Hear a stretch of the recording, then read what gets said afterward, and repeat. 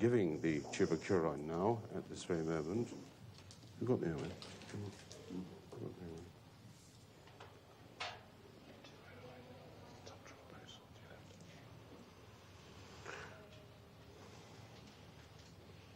Yes.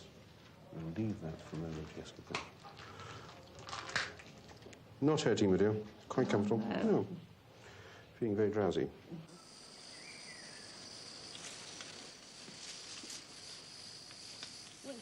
Tuberculin comes from this creeping plant, Condylon tomentosum.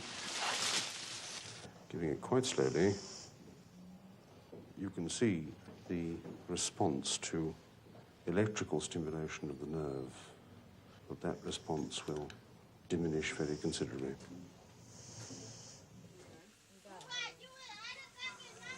There are various types of curare which natives produced as arrow poisons, and tuberculin was a type which was in fact stored in tubes. So that's really where the word came from.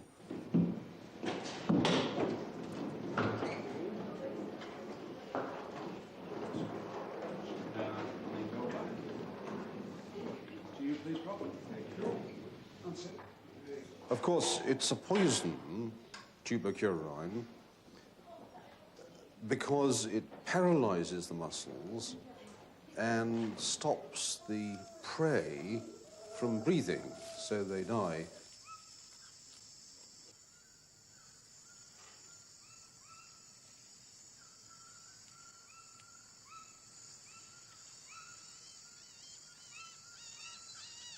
But in anesthetic practice, of course, it can't be considered in any way to be a poison, because we can breathe for the patient when the patient has become fully paralyzed with the relaxant drug.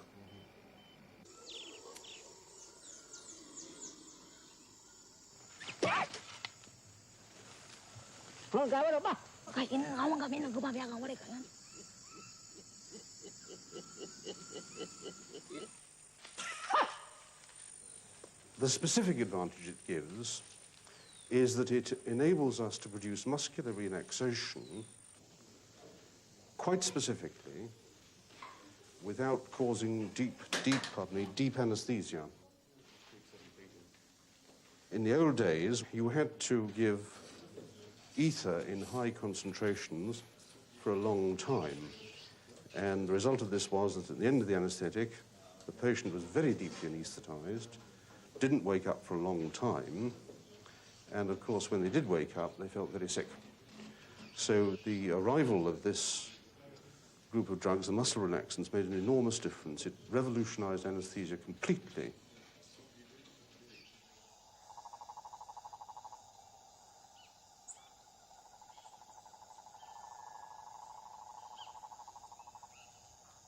I brought you another thing that the people in Suriname and Brazil used to treat fungal infections of the skin. Oh, that's a varroa. It's strange that you'd find that used because I found... Dr. Mark Plotkin and Harvard professor Richard Schultes are ethnobotanists. The professor has devoted his life to studying the plant lore of the Amazon jungle. Mark is committed to carrying on his work. We had no contact with each other, couldn't possibly, and when an Indian has a skin infection of fungal origin, he'll go out in the morning, strip off a piece of bark, paint it with that red resinous exudate, keep it on dry all day, and the next morning go out, and in 10 or 15 days, you can see the infection go away. Now, this might be just suppression, or it might be a cure. We don't know. But we have very little in our medicine against fungus infections of the skin. When you have a deep athlete's foot, you've got it. A colleague of mine on a recent expedition to Venezuela went to work with an old medicine man who was famous for the use of a plant that had certain anticoagulant properties. When he got there, the medicine man had died, and the knowledge died with him. The problem is that every time one of these medicine men or shaman dies out, the knowledge is lost forever. It's as if a library has burned down. Once that knowledge is lost, there's no recovering it, and we pay a real price when these tribal societies lose their dependence on rainforest plants. I've been working with Schultes for over 14 years. I've apprenticed myself to him. He's the great white witch doctor to us ethnobotanists. But the fact is, we really need many more sorcerers apprentice working in the rainforests of the world to document this information. Well, this is a plant that I wanted to ask you about while we're on this topic. This is a cashew, which is, of course, cashews are native to the New World tropics. The nut in the fruit of the cashew is a poison until it's boiled in oil. And it's very possible that it acts on this botfly larva, which I myself have had laid into my muscles, and you have to let it grow, and then the head comes out to get air, and then you put something like that, a poison, or else something else like rubber, which either kills or suffocates the larvae, and then you can squeeze it out. But you always say you never had any adventures in the Amazon. You're talking about having worms eating your flesh, don't you think? That's not an adventure. In civilization, we have a lot of other things that you might get hit on the highway in Boston. Is that an adventure? So you don't think the jungle is a dangerous place to work? There are too many books on adventures of people that go down for 2 or 3 weeks and escape horrible deaths at every other page of the book they have to write. In Brazil, the city of Belém lies at the mouth of the river Amazon. At the university, a research project to develop new drugs from plants has been initiated by Dr. Eleni Elizabetsky. Experimentar o melhor possível, a gente corta os custos do projeto. Se a gente corta os custos da fase de pesquisa e desenvolvimento de um projeto, tu acaba cortando o custo do produto final, que é o medicamento.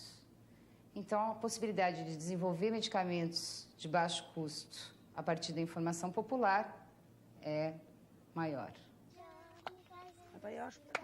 On an island in the estuary, Eleni is working with Caboclo farmers. Of mixed racial origin, they settled in the jungle and learned from the Indians. Their main source of income is growing medicinal plants to sell in the cities. Their knowledge is helping Eleni to develop new commercial drugs. We have already established 2 plant species as sources of new anti-convulsant drugs. These very same plants are traditionally used to control and prevent epileptic fits, and our work has confirmed their effectiveness. I see a very good chance of them being marketed.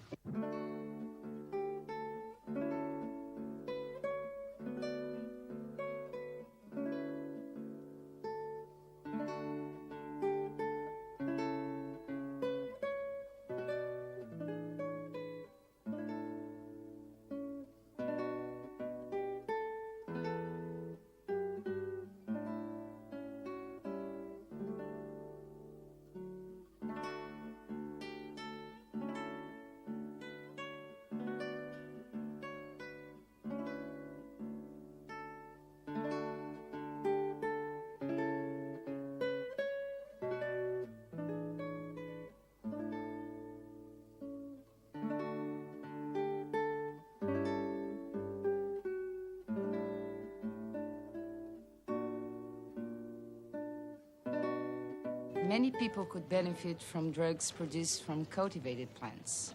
Not just those who are sick, but farmers, boatmen, truck drivers, and by preserving the environment, the whole of the community.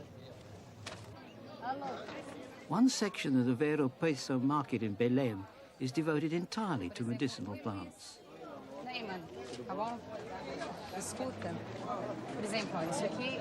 E para dor de dente, o que é que tu tem? Como é que usa isso? Peão branco você pega galho desse, quebra e agita bem na gengiva do dente. Posso quebrar outro? Pode.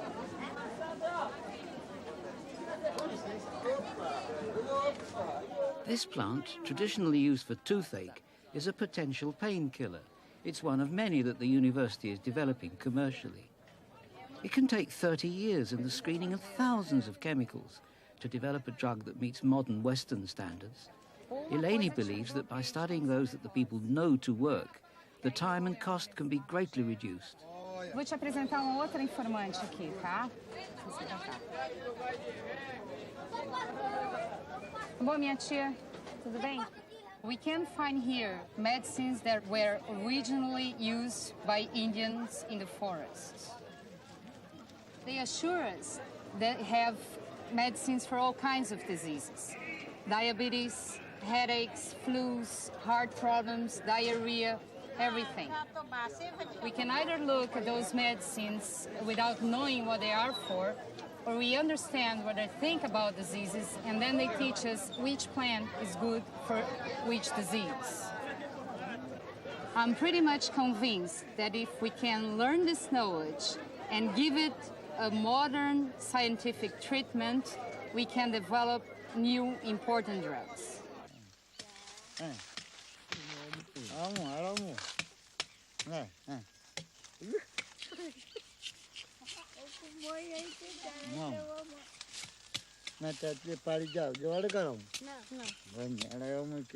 The Kayapo Indians of central Brazil have a name for every plant in the jungle and a use for most of them.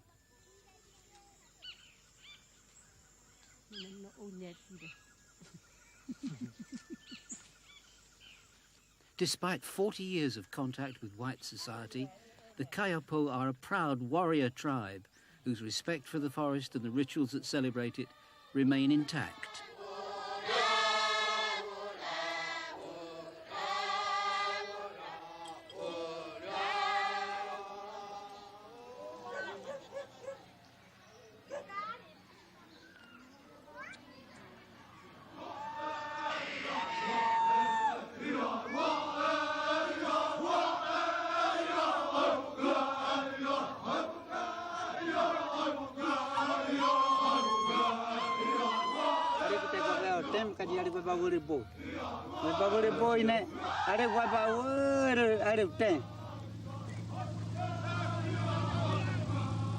Poop is Gorotiri's shaman, the guardian of the Kayapo's plant knowledge and the focus of the ethnobotanical project.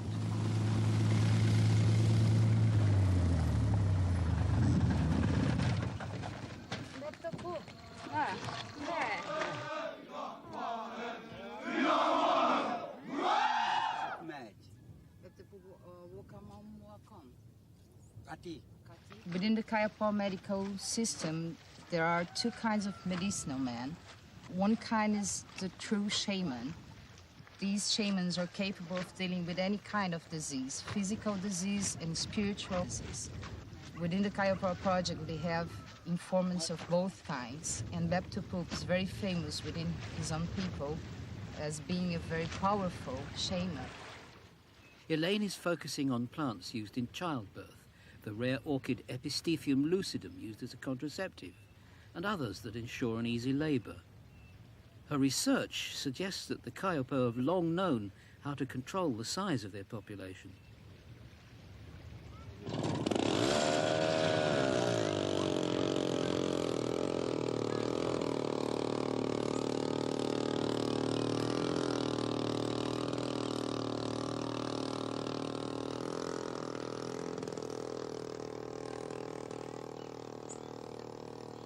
A half-hour downriver from Gorotiri, Beptopoop has his own jungle pharmacy, a medicinal plant garden.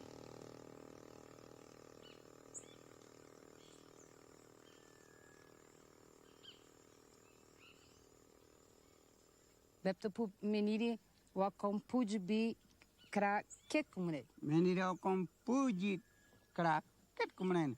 Me kra ket ja kumne. Me pride aire ja kumne. Ne kami yukli me kute amim kra on moi na robakit. Nam tu me kra be tara kumne kam naite kra on moi kene. Nim kra ku ni tu abatai kumne. Ne kamare na kai go kumne. Tam ne ya pije mai ne me kra ke jana ba kamare ai jiwane pa. Oko puji bi kra ket kumne na kam kra ket kumne. The project has fought hard for the value of Indian knowledge to be recognized. For 12 years, Bepto Poop has worked with ethnobiologist Darrell Posey. Very clearly what we're studying is a systematic knowledge which is developed for thousands and thousands of years and which is very rich. And so, to me, it's the question of whether it's science or not is a completely moot point. It is indeed science. It is indeed a very complex one. I think what is interesting is to try to translate that science to what are our science and what are the questions which we, or the methods which we think are necessary to produce science. And that's what we're trying to do as ethnobiologists, is to try to show how indigenous knowledge is not a question of whether you believe it or not believe it. It is, in fact, testable knowledge.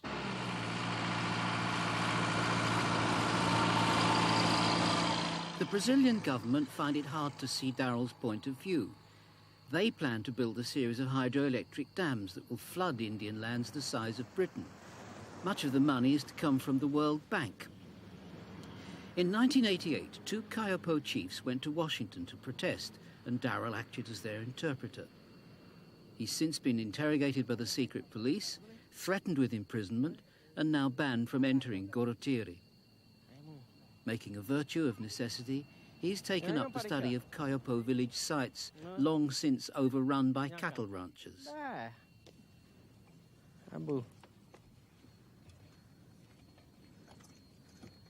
This was once the home of Bepto Poop's grandparents. He and his wife have not been here for 50 years.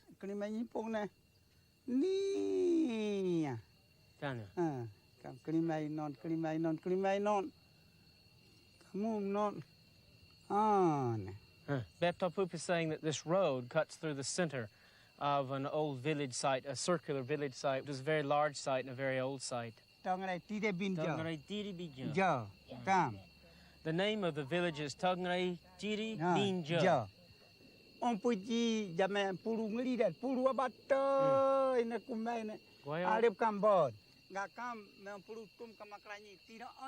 The Kayapo project is now in jeopardy because it has, first of all, tried to open space for the Kayapo themselves to speak.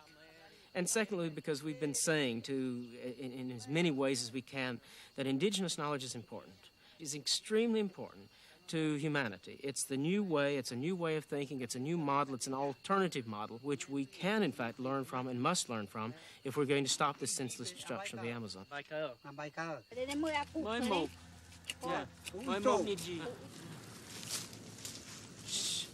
She's digging up yams that... She's digging up yams that were planted here about 70 years ago by her grandmother.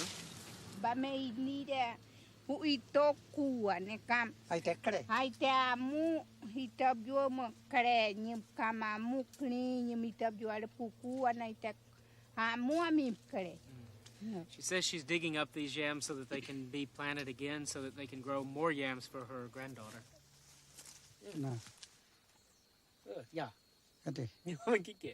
Bepto Poop has for many years been a guide and teacher. He's a very respected man in his village. He's one of the most knowledgeable of the old men. He's been very patient with me. We spent many, many times working together and trying to understand in the way that is the best possible how it is that he can teach me and how it is that I can learn, because the concepts, the bridge is very, very large between cultures. This is a plant, a medicinal plant that has been planted here by the Kayapo. A long time ago it continues to grow.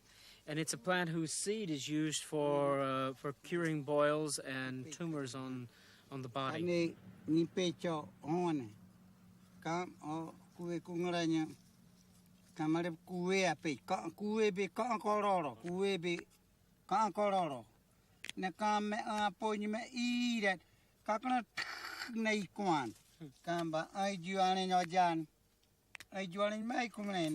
Bepto Poop says this is then mixed with a bit of water and rubbed on the boil, and what it does is it causes it to come to a head and then to dry up. This is one of the medicines that's easily testable in the laboratory, because it is in fact a medicine that we need, medicines for boils and tumors. So we haven't had a chance to test this one yet, but we hope that we soon will be able to do this along with many other. It happens to be that this is one of about 600 medicinal plants, so we have had the difficult decision of choosing a priority of which are the ones that we think are the most important to society in general.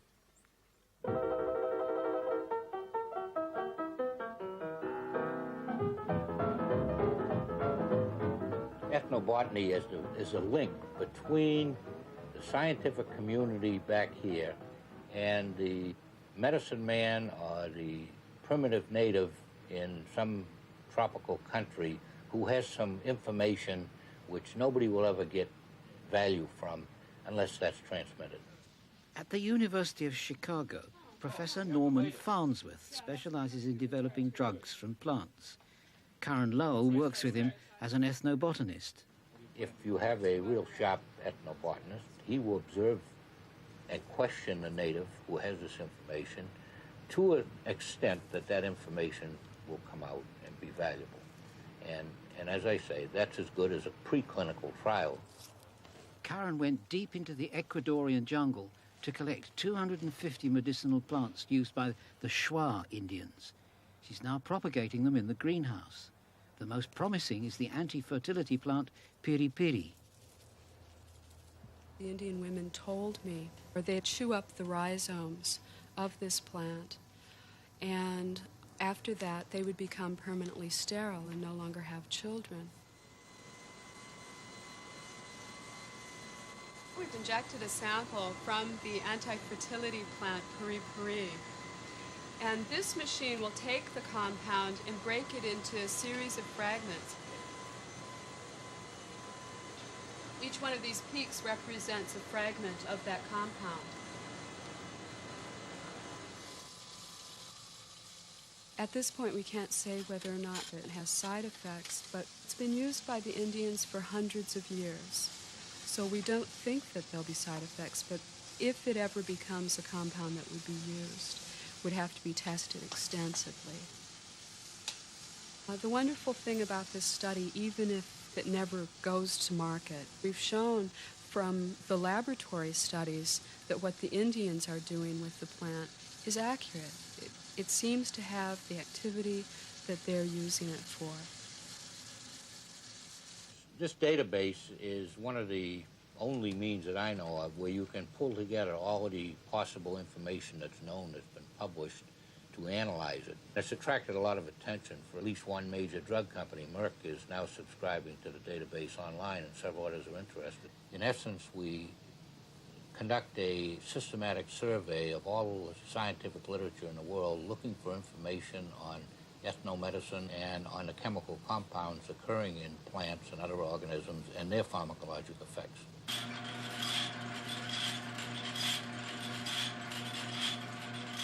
International interest in one plant could lead to a treatment for AIDS.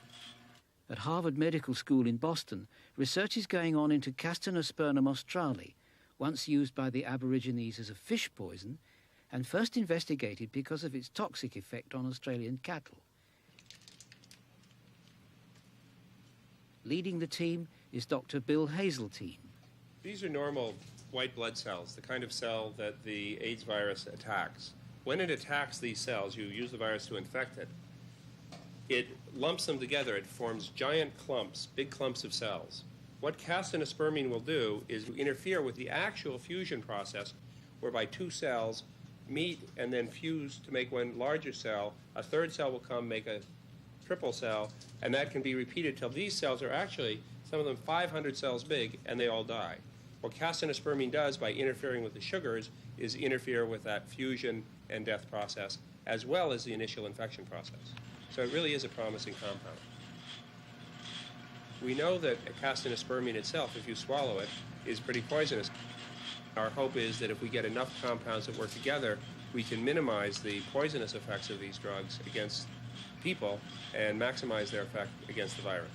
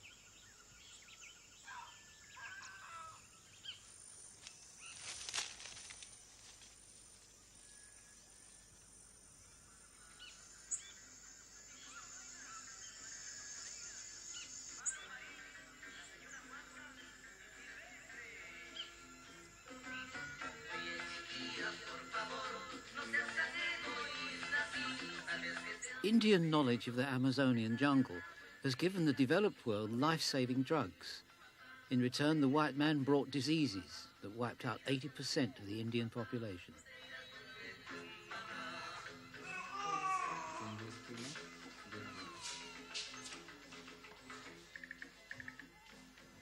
Jesus Keme is the government health worker for Shintuya in Peru.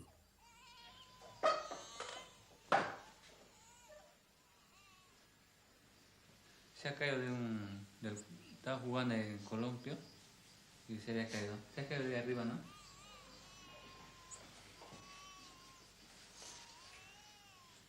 Yo me encuentro ahorita ya solo. ¿Te duele? Sí. Mi tribu Toyeri, pues no había tanta enfermedad como ahora, ¿no? Desde el momento que ya entraron a la civilización, les ha llegado una peste, una enfermedad, donde que ya estaban yendo ya a la determinación de todos mis tribus. The pharmaceutical companies have penetrated deep into the jungle, but the drugs are expensive and knowledge of how to prescribe them is poor. Some, now banned in the developed countries, are still on sale in Peru. Jesus relies mostly on Western medicines.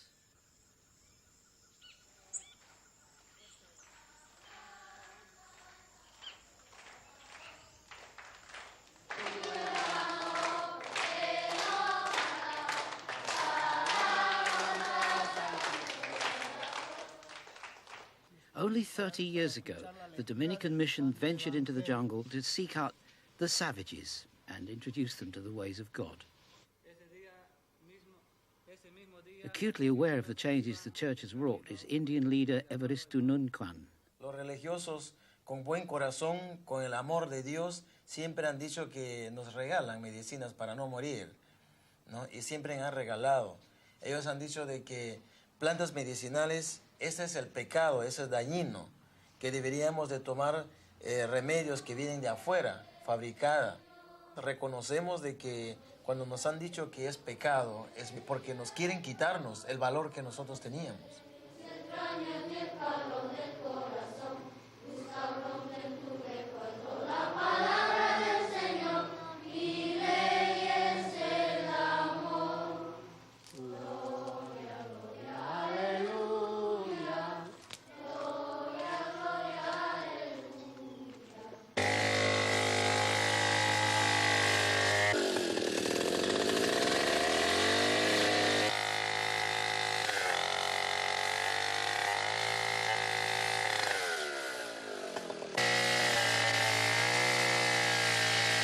The Indians used to believe that the spirits of the trees were their guardians and that destroying them would bring disease.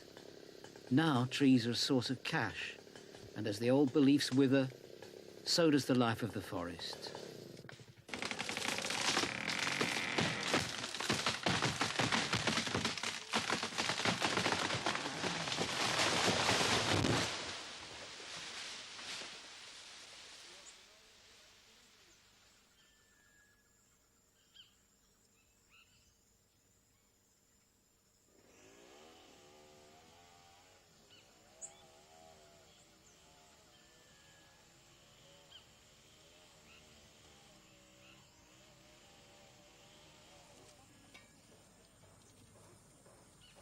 One man who still believes in his own culture is Guillermo Arevalo, a shaman and plant healer of the Shipibo tribe. He's convinced that traditional medicine does have a role to play.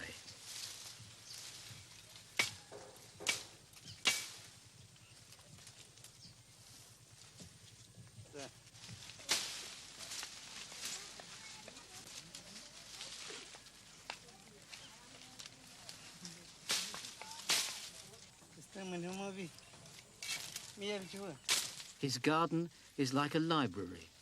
The knowledge of how to use the medicinal plants is passed down from father to son.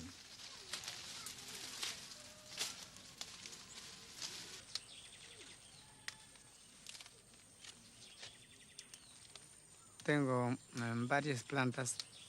Tengo también ayahuasca, chacruna, chirixanango, sangre de drago, piñón colorado, blanco, marosa, piripidis y otras plantas también contra venenos de la víbora, plantas muy buenas. Por ejemplo, si tiene hinchazón, si tiene dolor de cabeza, si tiene otras dolencias, entonces que son fáciles de curar con plantas. La ayahuasca es una planta maestra, guía, que enseña y demuestra en la clarividencia. Es algo así similar al rayos X. Bueno, rayos X siempre tiende a encontrar la parte afectada de un mal. Entonces, igualito es la ayahuasca para poder descubrir la enfermedad de la persona. Con la ayahuasca se puede ver hasta los hígados, los pulmones, ¿no? Los riñones. Entonces, por lo cual yo siempre digo que sirve para descubrir los males.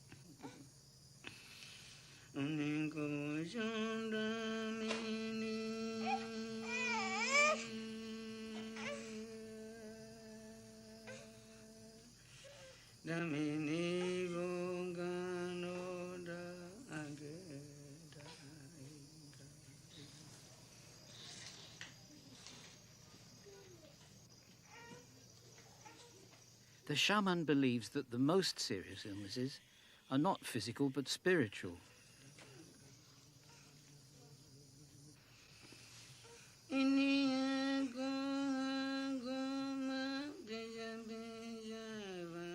Guillermo takes the hallucinogenic mixture made from ayahuasca, a teacher plant that allows him to enter the spirit world. It enables him to diagnose the illness and learn which plant he should prescribe as a treatment.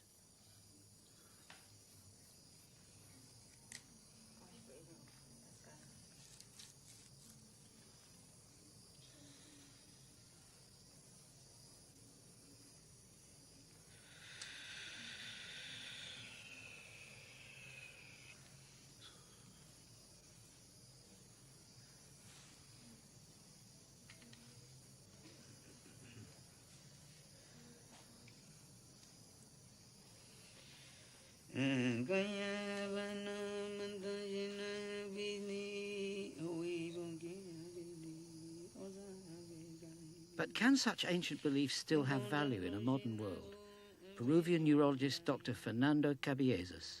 People will not accept this scientific medicine, especially if it is introduced by despising their own medicine. They like their own medicine. They are born that way. You yourself are submitted to lots of things that are superstitious and poor understanding of the real nature of things. You feel, for example, you and I and many people in our community, that cold will produce a head cold and has nothing to do. This is an infection. And a draft will produce that. And then you suffer a cold after a draft. This is not scientifically true. This is a cultural trait that we still have, that cold can produce illness and disease. And this is purely cultural.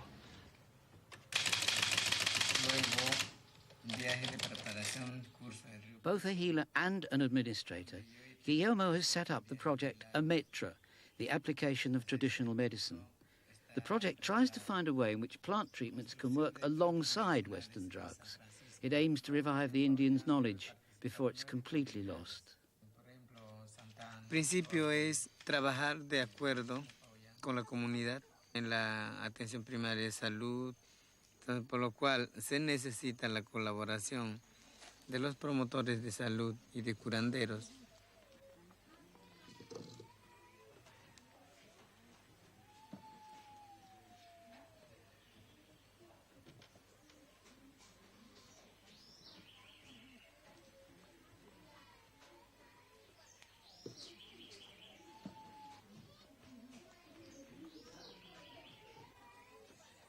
In the poorer villages, the nearest hospital can be up to 5 days away. Western medicines are rarely available. A maitre has established medicinal gardens to ensure that a plant treatment is always close to hand.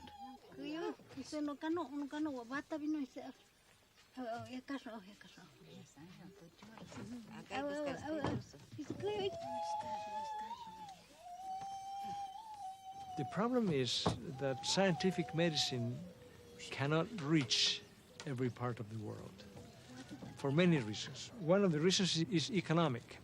Scientific medicine has become so expensive in equipment, in materials, in training of personnel, that it just cannot reach all the needs of the world, especially on those parts of the world where poverty is the basis for the economics. But besides that, even if you had all the money in the world, even if you devoted all the money, it is not only medicine. What do you gain by buying 2,000 X-ray machines and put them all around Peru and send them where there's no electricity?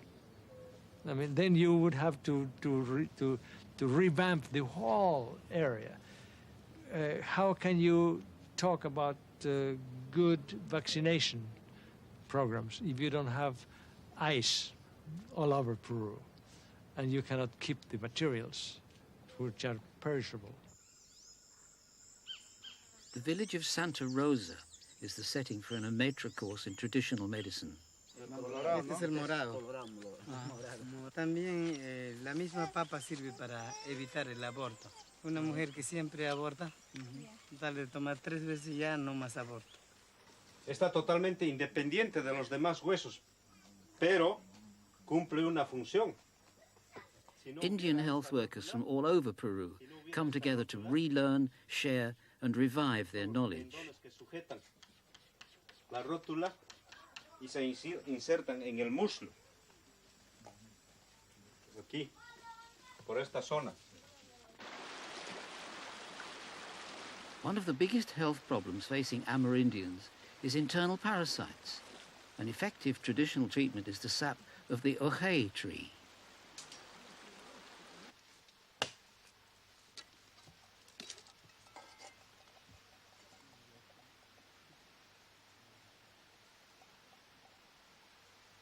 Entonces, una vez que ya hemos tenido los datos exactos para usarlo, estamos educando a la comunidad para que se revalore esto. Corremos un poco de tiempo, pero llegaremos a combatir este parasitosis con el ojé.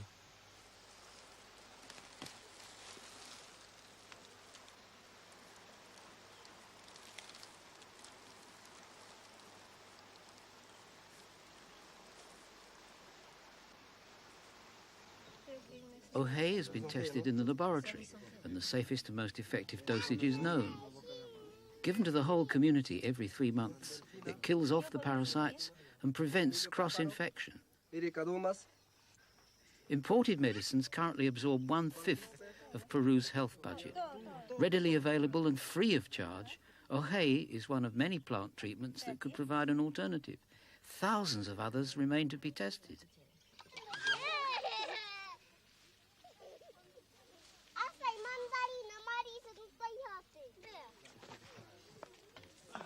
Through the course, the villagers get practice in the use of the plants around them.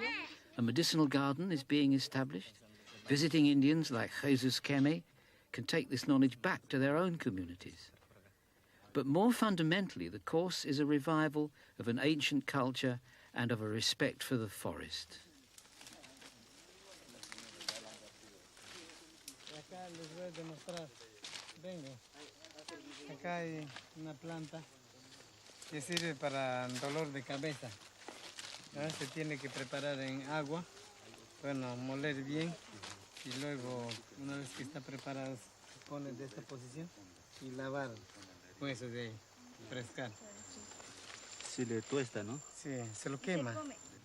Bueno, nosotros esto lo utilizamos para las bebés que tienen, como se puede decir, antes no había vacunas, es polio, que no pueden caminar. Nosotros lo evaporábamos con esto. Sí, estoy bien. Sí, está con tierra, metemos las picas.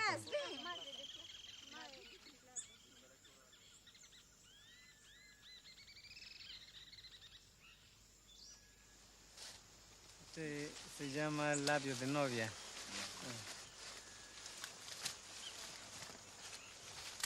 Esta flor es muy buena cuando el hombre no tiene caloría, entonces debe comer las semillas para que tenga ganas de hacer relaciones sexuales con una mujer. En esencia. Sí, para eso es bueno. For some Indians, the belief in the potency of their ancient remedies is now returning, loosening the grip of Western medicine on their lives. But the West can benefit only if it can bring itself to have faith in the jungle's healing powers.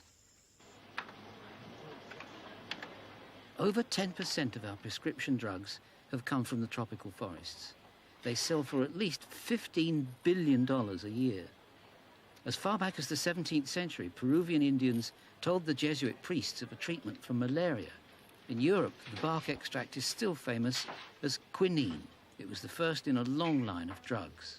Cocaine, from the sacred coca leaf of the Peruvian Indians, is the basis of all local anesthetics. Capoten is a new drug to relieve hypertension, derived from the venom of an Amazonian snake. And a derivative of the Madagascan periwinkle is the only treatment for childhood leukemia. But none of the profits have ever gone back to the Indians. When you think of the number of rainforest products that we use today and the casual way in which we destroy it, it is really poor stewardship. I can't think of any drugs that I know in South America that have really benefited the Indians. That is one of the tragedies. The New York Botanical Garden is supplying 2,000 Amazonian plants a year to two major pharmaceutical companies. The plants we found down in Peru was, in this last trip was this Aristolochia here. Oh yes, I love Aristolochia. What? Dr. Ian Prance, now director of Kew Gardens, set up the scheme that could benefit both the Indians and the Western world. Sections of the stem. It's such an attractive plant too. We won't accept a contract with a drug company unless we are sure that we've signed a royalty agreement that will give money to the source of the plants. So, for instance, we have a royalty agreement with two pharmaceutical companies where the New York Botanical Garden gets a small percentage of any successful outcome, and so does the country. Even if you had a royalty of 1% and a drug had a market of $200 million a year, then you're talking about $2 million a year going into that country. But there's no guarantee that the money will actually reach the Indians. And with the slow pace of drug development, it will be 20 years before the scheme produces returns. In that time, the tropical forest may be completely destroyed.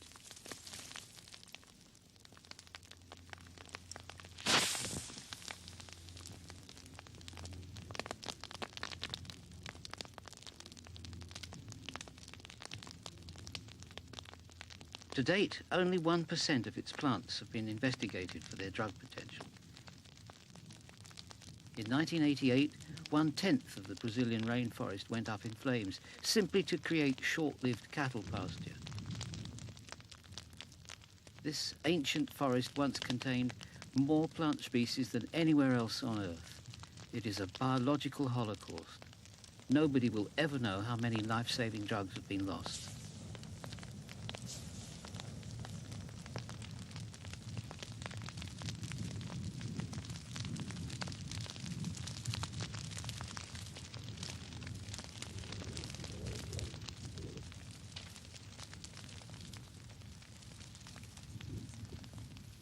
The fires have now come within 15 miles of the Kayapo village of Gorotiri.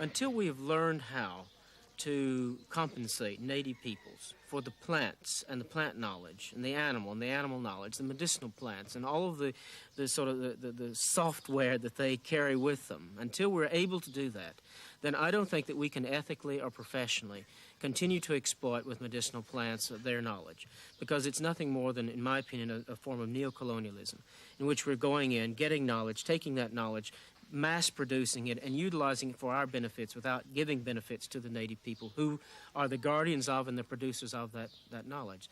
So it's an absolutely fundamental question.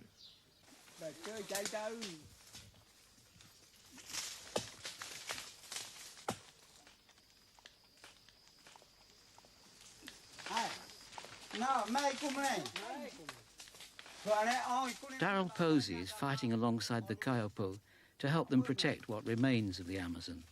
The Indians are still not entitled to citizenship in their own country.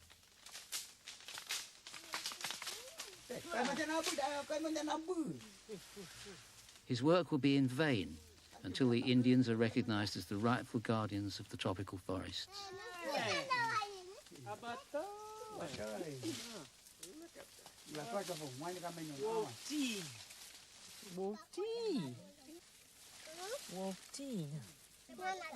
No,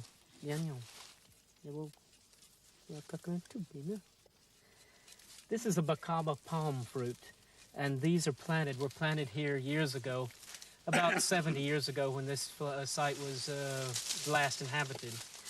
This is all old village site, mostly old fields, called capoeira in Portuguese, or puro ibeitum in Kayapo.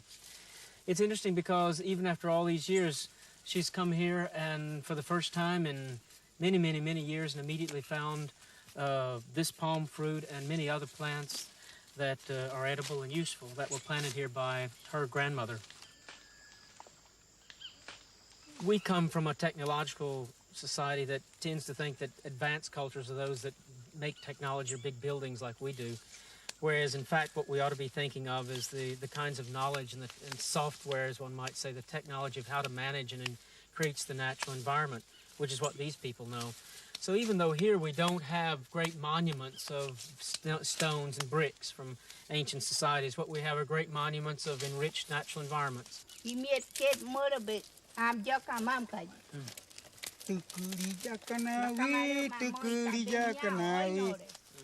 Maori de kopori chama, Maori de kopori chama.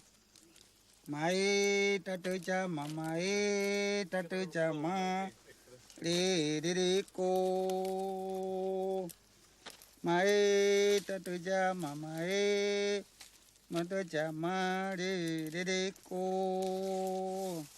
Ba ai juane tenaru. Boy.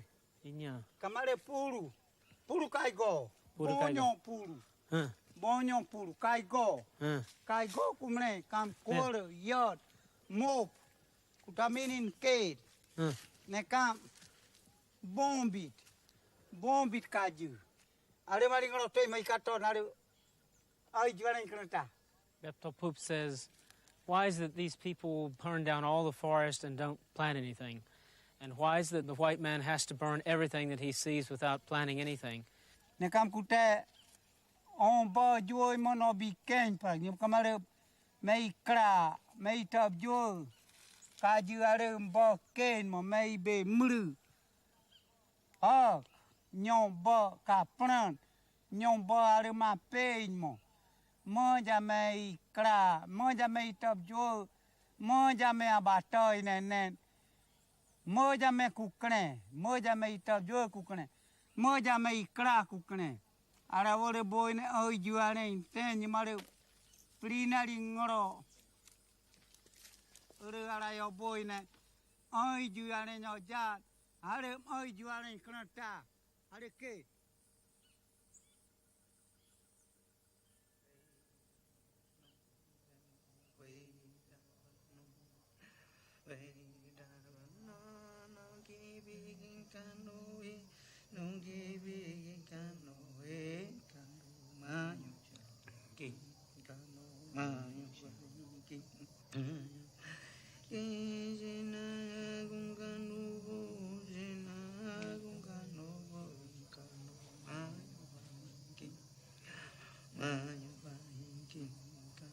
Man.